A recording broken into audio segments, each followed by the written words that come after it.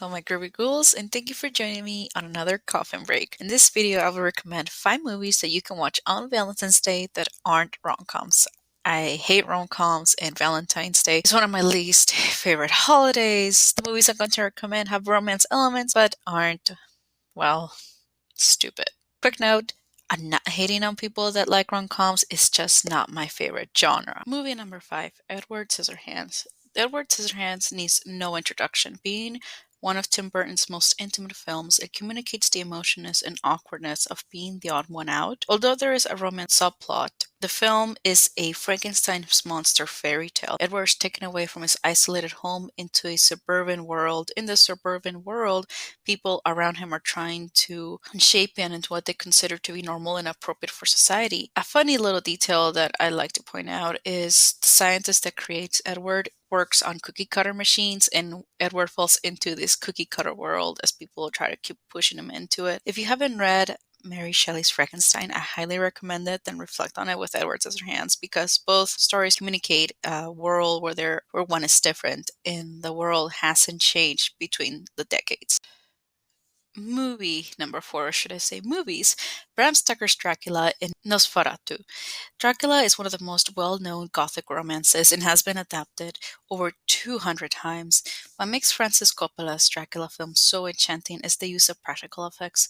Coppola saw how digital effects were going to take over the film industry and wanted to make one last film, practical effects, and with the help of his son, he was able to achieve it. For Nosferatu, it is the very first Dracula film, and although due to not getting proper copyright permission from Bram Stoker's wife, Florence, she sued the studio and won her case, and most of Nosferatu's copies were destroyed. Seeing these two films will provide you with a visual history of book adaptation and the evolution of visual effects. Movie number 3, Only Lovers Left Alive. This is a 2-hour-long film and is paced very slowly, and there's a reason. This film is a slice-of-life vampire film. The film brings in the vampire story and is able to take away the romanticism of living forever. In most vampire films, there is a beauty that you'll immortal life with the one you love. But what happens when your food, clean blood, becomes harder to get? When you want to be part of society, but with technology, you can't bring attention to yourself. You must remain hidden. Vampires used to be a monster used as cautionary tales. Now vampires are becoming obsolete. In addition, Tilda Swinton and Tom Hiddleston are the perfect cast for this film. Film number 2, Crimson Peak. Crimson Peak is a Gothic film by Guillermo del Toro. When the film was released, it didn't receive the best of reviews. I think people missed one of the main details of the film. The film has a storyline of a maiden falling in love with a mysterious stranger with a dark secret. However, what you should focus on is the beautiful Gothic sets in this film. Guillermo del Toro always goes above and beyond when it comes to creating monsters and sets. The atmosphere is its own character. I haven't seen this film with so much goth eye candy. This film is Gothic inside and out. Film number 1, The Crow.